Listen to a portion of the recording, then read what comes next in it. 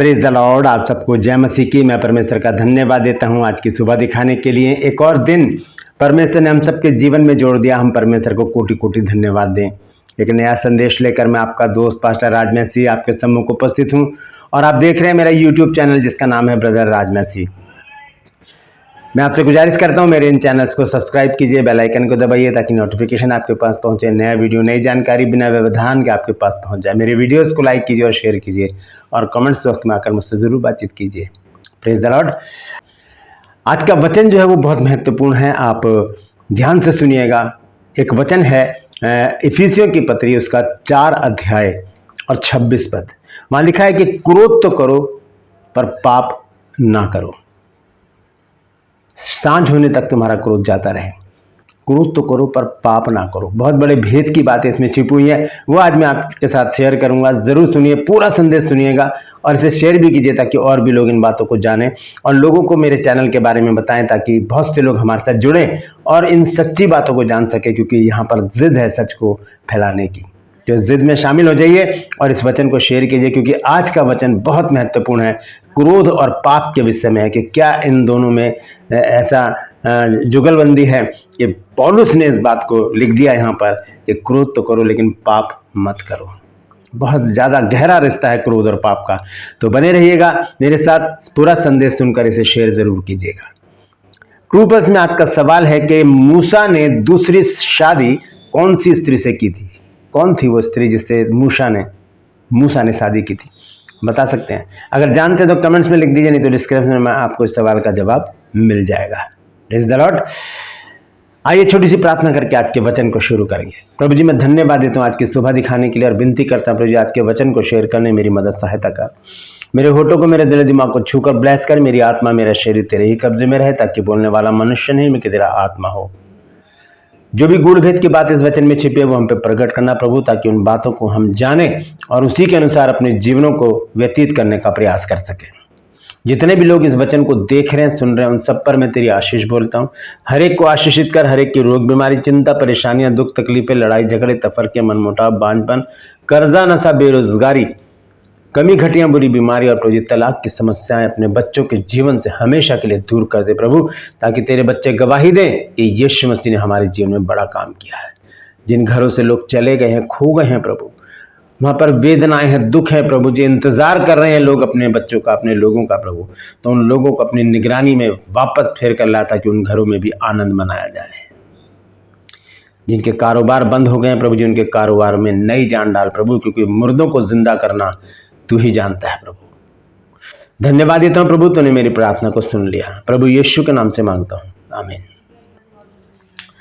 Praise the Lord. तो आइए आज के संदेश को हम शुरू करेंगे। संदेश है क्रोध तो करो पर पाप ना करो। बने रहिएगा मेरे साथ, बहुत ही महत्वपूर्ण संदेश है ये। यहाँ पर क्रोध के बारे में बताया गया है कि क्रोध तो करो पर पाप ना करो। पाप की जो परिभाषा है, पाप का अर्थ होता है परमेश्वर की आज्ञा का उल्लंघन करना, परमेश्वर की आज्ञा का ना मानना, अनाज्ञाकारिता को ही पाप कहा जाता है। तो यहाँ पर बड़े भेद की बात संत पौलुस ने बोली है। और हम जानते हैं कि जो अदन की वाटिका में जो हुआ था पाप, वो फल खाना नहीं था, बल्कि परमेश्वर की आज्ञा का उल्लंघन करना ही पाप था। परमेश्वर ने कहा कि ये फल नहीं खाना, ये आज्ञा थी, उन्होंने वो फल खा लिया, ये अनाज्ञाकारिता थी। इसी के बाद पाप, श्राप, बीमारी, सब कुछ मनुष्य के जीवन में आ गया। तो यहां पर भी एक आज्ञा है, पाप ना करो। ये पाप कौन से हैं जो क्रोध के साथ जुड़े हुए हैं?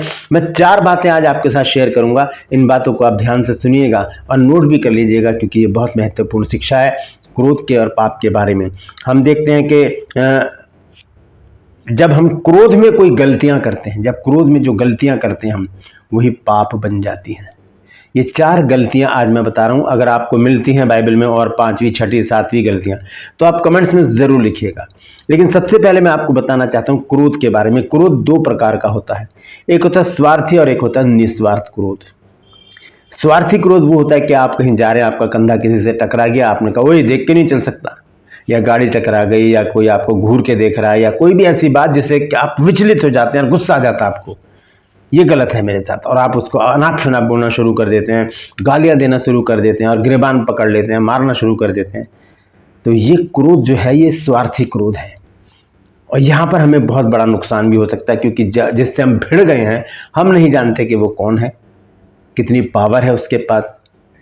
क्योंकि हम अगर अपने आप को शेर समझते हैं तो हमें सवा शेर भी मिल सकता है। हो सकता है कि वो ही आपके मुंह पर मार दे, दांत तोड़ दे, या नाक में घुसा मार दे, या आपके साथ ऐसा व्यवहार कर दे कि आपको गहरी चोटें लग जाए।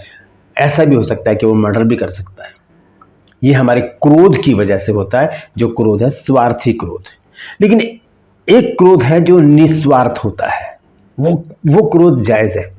मान लीजिए आप किसी मीटिंग में गए हैं, किसी घर में गए हैं, वहाँ पर बहुत अच्छी आराधना हो रही है, और जिस घर में आप गए उनके बेटे ने बहुत अच्छी आराधना की है वहाँ पर, और वहाँ पर उसके बाद वचन शेयर हुआ है, सब मिलके जब अपने अपने घर चले जाते हैं, तब आप भी अपने घर के लिए निकले तो आपने देखा सामने रोड पर एक पनवाड़ी की दुकान है, वहाँ पर वही लड़का जो अभी वर्शिप कर रहा था वो सिगरेट पी रहा है, और कुछ मवाली लड़कों के साथ खड़ा हुआ मटर गश्ती कर रहा है, हंसी मजाक कर रहा है, लड़कियों को छेड़ रहा है, गलत हरकतें उसकी दिख रही हैं। तो आपको वहाँ पर गुस्सा आ जाएगा। आप वहाँ पर जाएंगे अपनी गाड़ी से उतर के, या कैसे भी आप पैदल में कैसे भी आप वहाँ पर जाएंगे, उससे कहेंगे बेटे क्या क्या बात है ये, अभी आप इतनी अच्छी आराधना कर रहे थे, आपने वचन भी सुना है और पहले होकर आप बाइबल पढ़ रहे थे, लेकिन यहाँ पर आप क्या करें, सिगरेट पी रहे हैं आप, और फिर इन लड़कों के साथ आप गलत काम कर रहे हैं यहाँ खड़े होकर। आप गुस्से में उसको बहुत कुछ बोलेंगे। हो सकता है कि अगर आप ज़्यादा नज़दीकी है उससे तो आप उसे थप्पड़ भी लगा दें। तो ये गुस्सा जो है वो जायज़ है, ये क्रोध जायज़ है, क्योंकि आप किसी की ज़िंदगी को संवारने के लिए क्रोध कर रहे हैं। यीशु मसीह ने भी क्रोध किया, जब मंदिर में गए तो कहा कि तुमने मेरे भवन को डाकुओं की खोह बना दिया है।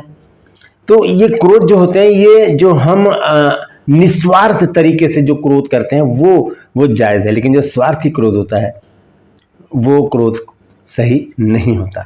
ये क्रोध आता कहाँ से हमारे जीवन में, मैं इस बारे में भी आपको एक छोटी सी कहानी बताना चाहता हूँ। एक साधु बाबा ने अपने चेले से कहा कि मुझे बीच समुद्र में छोड़ देना, क्योंकि वहाँ पर मैं अपनी साधना करूँगा, यहाँ पर शोर शराबा बहुत है, बहुत मैं डिस्टर्ब होता हूँ। तो उनका चेला जो था उनको बीच समुद्र में छोड़कर, नाव में छोड़कर वो आ गया। वो नाव में बैठे, अपने धुनी रमा रखी है।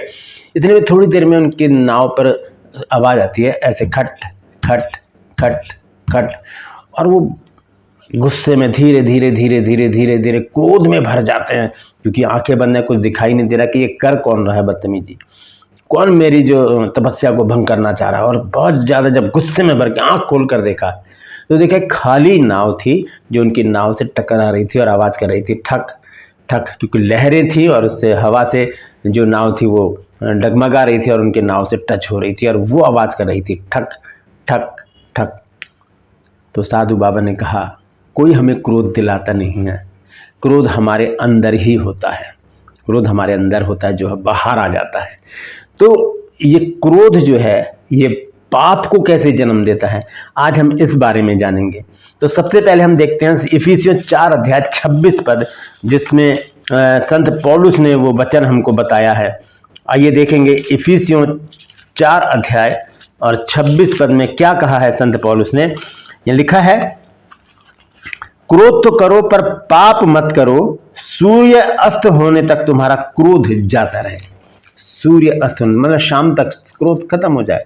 बहुत से लोग क्या करते हैं, अपने क्रोध को अपने अंदर बनाए रखते हैं और बहुत दिनों तक बातचीत नहीं करते, क्रोध में रहते हैं, अपना एटीट्यूड दिखाते हैं, अपना वो रौद्र रूप दिखाते हैं क्रोध में कि भाई मुझसे अच्छा कोई नहीं है, तुमने मुझसे ऐसा क्यों किया। जबकि बाइबल हमें बताती है कि हमें बहुत ही हम्बल होकर अपने लाइफ को बिताने की ज़रूरत है। क्रोध तो करो लेकिन पाप मत करो, और शाम तक आपका क्रोध खत्म हो जाए। महीनों तक ना चले, वर्षों तक ना चले, लोग वर्षों तक बातचीत नहीं करते एक छोटी सी बात पर। तो यहाँ पर आज हम 4 बातें देखेंगे क्रोध के द्वारा जो हम पाप करते हैं। सबसे पहले हम देखेंगे रोमियो की पत्री, उसका 12 अध्याय और 14 पद में देखेंगे क्या लिखा है। रोमियो 12 अध्याय के 14 पद में लिखा है, अपने सताने वालों को आशीष दो, श्राप ना दो। श्राप ना दो। श्राप, हम जब क्रोध में होते हैं तो हम श्राप देना शुरू कर देते, तेरा बेड़ा गर्क हो, तेरा सत्यानाश हो, तेरे साथ ये हो जाए, तेरे साथ वो हो जाए, अनाप शनाप जो भी मुंह में आता है ऐसे श्राप हम लोगों को देना शुरू कर देते हैं। ये बाइबल के खिलाफ है। आज्ञा क्या है? आज्ञा क्या है? श्राप ना देना। साफ लिखा है यहाँ पर कि आशीष दो, श्राप ना दो। श्राप ना दो मतलब ये आज्ञा है, और अगर हम श्राप दे रहे हैं तो हम अनाज्ञाकारिता कर रहे हैं, इसका मतलब हम पाप कर रहे हैं। संत पौलुस ने कहा क्रोध तो करो लेकिन पाप मत करो। यहाँ पर हम इस तरह से भी कह सकते हैं कि क्रोध तो करो लेकिन श्राप ना दो, क्योंकि श्राप देना एक गुनाह है, एक पाप है। और ये कब होता है? जब हम क्रोध में होते हैं। हंसी खुशी में कोई भी श्राप किसी को नहीं देता, प्यार मोहब्बत में कोई किसी को श्राप नहीं देता। तो हमें क्या करना है? हमें इन बातों को ध्यान में रखते हुए क्रोध में आकर किसी को भी श्राप नहीं देना, पहली बात। दूसरी बात हम देखते हैं पहला पत्रस 3 अध्याय और उसके 9 पद में। वहां पर देखिए क्या लिखा है। पहला पत्रस 3 अध्याय उसका 9 पद यहां लिखा है, बुराई के बदले बुराई मत करो और ना गाली के बदले गाली दो, पर इसके विपरीत आशीष ही दो, क्योंकि तुम आशीष के वारिस होने के लिए बुलाए गए हो। लिखा है बुराई के बदले बुराई मत करो और गाली के बदले गाली मत दो। गाली कब देता है इंसान? जब गुस्से में होता है, क्रोध में होता है, तब मुंह से बड़ी बड़ी गालियां, गंदी गंदी गालियां निकलती हैं। जो सुनने वाले होते हैं वो भी अपनी कानों में उंगली डाल देते हैं, यार क्या बोल रहे हैं ये। तो ये गालियां कब निकलती हैं हमारे मुंह से? जब हम क्रोध में होते हैं। पौलुस ने कहा क्रोध तो करो लेकिन पाप मत करो। हम यहाँ पर ऐसे भी कह सकते हैं क्रोध तो करो लेकिन गाली मत दो। गाली मत दो मतलब ये एक आज्ञा है। अगर गाली दे रहे हैं तो हम अनाज्ञाकारिता कर रहे हैं और ये पाप है, ये पाप है। हम जानते हैं यीशु मसीह ने भी गालियाँ सुनी हैं, लेकिन पलट कर गाली किसी को नहीं दी, सहन किया सब चीज़ों को। हम इसी में देखते हैं जब दूसरा पत्रस, पहला पत्रस 2 अध्याय के 20 पद से जब हम आगे पढ़ते हैं 23 पद तक, तो यहाँ लिखा है, क्योंकि यदि तुमने अपराध करके घूसे खाए और धीरज धरा तो इसमें क्या बड़ाई की बात है, पर यदि भला काम करके दुख उठाते हो और धीरज धरते हो तो ये परमेश्वर को भाता है।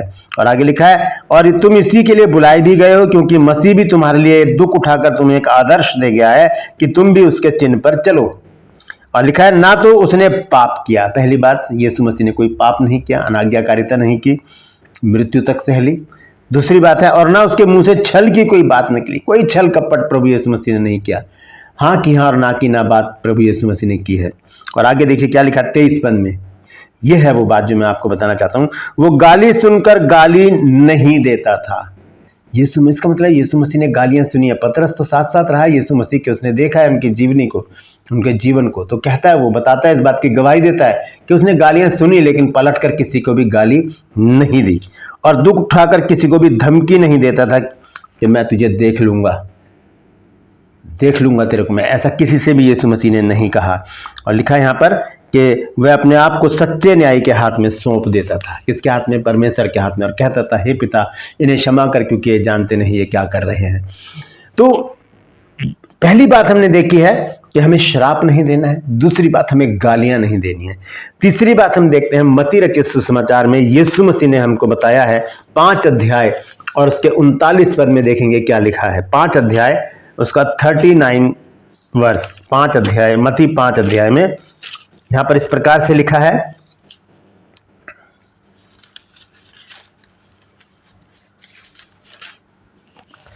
और 39 में पढ़ूंगा। यहां लिखा है, तुम सुन चुके हो कि कहा गया था कि आंख के बदले आंख और दांत के बदले दांत। 39 आयत में लिखा, परंतु मैं तुमसे ये कहता हूं कि बुरे का सामना ना करना, परंतु जो कोई तेरे दाहिने गाल पर थप्पड़ मारे उसकी ओर दूसरा भी फेर देना। पलट कर नहीं मारना। क्रोध में हम क्या करते हैं? पलट के घुसे मार देते हैं, लड़ाई भिड़ जाते हैं, बुरी तरह से गिरेबान पकड़ के गिरा देते हैं नीचे, घुसे मारते हैं, लाते मारते हैं, गालियां देते हैं, अनाप शनाप बोलते हैं, और ये सब क्रोध में होता है। यहाँ पर प्रभु यीशु मसीह कहते हैं कि यदि तेरे एक गाल पर कोई थप्पड़ मारे तो दूसरा भी उसकी ओर फेर दे। यही मसीहत है प्रभु के लोगों, यही मसीहत है। यीशु मसीह ने ये सब करके हमको दिखाया। जब यीशु मसीह क्रूस पर थे तो लोगों ने उनको मुंह पर थूका, थप्पड़ मारे और कहा कि अगर तू भविष्यवक्ता है तो बता किसने तुझे थप्पड़ मारा है। यीशु मसीह ने पलट कर कोई बात नहीं कही। संत पौलुस कहते हैं, क्रोध तो करो लेकिन पाप मत करो। क्रोध तो करो लेकिन घूसेबाजी, थप्पड़बाजी, लड़ाई झगड़े मत करो। ये आज्ञा है। अगर करेंगे तो हम अनाज्ञाकारिता करेंगे तो हम पाप करते हैं। पहली बात क्या है कि हम श्राप ना दें, दूसरी बात क्या है हम गालियां ना दें, तीसरी बात क्या है कि हम झगड़ा ना करें, मार पिटाई ना करें क्रोध में आकर। चौथी और आखिरी बात प्रभु यीशु मसीह ने हमें बताई है मत्ती रचित सुसमाचार 5 अध्याय 21 और 22 पद में। यहाँ पर इस प्रकार से लिखा है, तुम सुन चुके हो कि पूर्व काल के लोगों से कहा गया था कि हत्या ना करना। ये निर्गमन 20 अध्याय की बात प्रभु यीशु मसीह कर रहे हैं। पूरे 5 अध्याय में जो भी कुछ लिखा कि तुम सुन चुके हो, तुम सुन चुके हो, तुम सुन चुके हो, ये व्यवस्था की बातों को यीशु मसीह नया बनाकर पेश कर रहे हैं। यहाँ पर यीशु मसीह उस आज्ञा को रख रहे हैं जब यीशु इजरायलियों को मूसा के द्वारा परमेश्वर ने 10 आज्ञाएं दी, जिसमें एक आज्ञा थी कि तू खून ना करना। वही बात यहाँ पर यीशु मसीह कह रहे हैं कि तुम सुन चुके हो कि पूर्व काल के लोगों से कहा गया था कि हत्या ना करना, पर जो कोई हत्या करेगा वह कचहरी में दंड के योग्य होगा। अब देखिए 22 पद में यीशु मसीह क्या कहते हैं, परंतु मैं तुमसे कहता हूं कि जो कोई अपने भाई पर क्रोध करेगा वह कचहरी में दंड के योग्य होगा, और जो कोई अपने भाई को निकम्मा कहेगा वह महासभा में दंड के योग्य होगा, और जो कोई कहे अरे मूर्ख वह नरक की आग के दंड के योग्य होगा।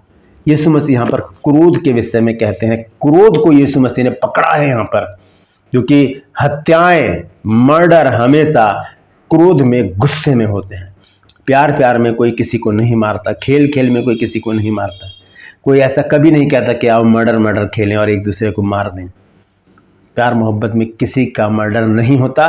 मर्डर हमेशा क्रोध में होते हैं, गुस्से में होते हैं। इसीलिए यीशु मसीह ने गुस्से को पकड़ा, मर्डर को एक साइड रख दिया, वो बहुत दूर की बात हो गई।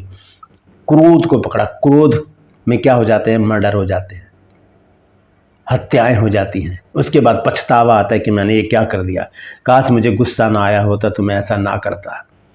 तो क्रोध को यीशु मसीह मना कर रहे हैं करने के लिए, ऐसा क्रोध जो स्वार्थी क्रोध होता है, जिससे कि हत्याएं हो जाए, मर्डर हो जाए। क्योंकि आज्ञा क्या है? तू खून ना करना, तू हत्या ना करना, यह आज्ञा है, नहीं करनी। कब करते हैं? जब क्रोध हम पे होता है। संत पौलुस क्या कहते हैं कि क्रोध तो करो लेकिन पाप मत करो। गुस्सा तो करो, निस्वार्थ गुस्सा करो, लेकिन हत्या मत करो, हत्या मत करो। तो ये कुछ बातें हैं जो मैंने आपके सामने रखी हैं। हम इसमें देखते हैं कि सबसे पहले हम क्रोध में आकर किसी को श्राप ना दें, क्रोध में आकर किसी को गालियां न दें, क्रोध में आकर किसी को मारे नहीं, क्रोध में आकर मर्डर ना करें। 4 बातें। लेकिन इफिसियों 4 अध्याय 26 पद को तो हम पढ़ गए, लेकिन जब हम उसके नीचे के पद को पढ़ते हैं तब सारी बात हमारी समझ में आ जाती है, और वो है 27 पद। इफिसियों 4 अध्याय और उसका 27 पद में देखिए क्या लिखा है। 26-27 को अगर हम साथ में पढ़ें तो स्पष्ट हो जाएगा। लिखा, क्रोध तो करो पर पाप मत करो, सूर्य अस्त होने तक तुम्हारा क्रोध ना रहे, और ना शैतान को अवसर दो। जब क्रोध हम करते हैं दोस्तों, तो शैतान को मौका मिल जाता है, शैतान को अवसर मिल जाता है कि वो हमारे कानों में फुसफुसार कर दे दे गाली, शराब दे दे, मार खींच के इसको, है ना, मार दे इसको, खत्म कर दे इसको। ये सब बातें शैतान हमारे मन में डालता है और हमें कैसा बना देता है? हमें हत्यारा बना देता है, हमें गाली देने वाला बना देता है, हमें श्राप देने वाला बना देता है, हमें मारपीट करने वाला बना देता है। यानी कि कुल मिलाकर हमें मवाली टाइप, गुंडा टाइप बना देता है शैतान, जब हम क्रोध में ऐसी बातें करते हैं। 27 पद हमें सारी बात खोलकर बता देता है। वहाँ लिखा है कि शैतान को अवसर नहीं देना है। क्रोध जब हम करते हैं तब शैतान को मौका मिल जाता है, उसको अवसर मिल जाता है कि वो हमें बरगलाए, हमें बहकाए और हमारे मुंह से अनाप शनाप बुकवाए, हमसे लड़ाई झगड़े करवाए, मारपीट करवाए, मर्डर करवाए। इन सारी बातों के लिए हमें एक काम करना होगा। याकूब की पत्री 4 अध्याय में जब हम देखते हैं, याकूब की पत्री उसका 4 अध्याय, यहाँ पर देखिए क्या लिखा है।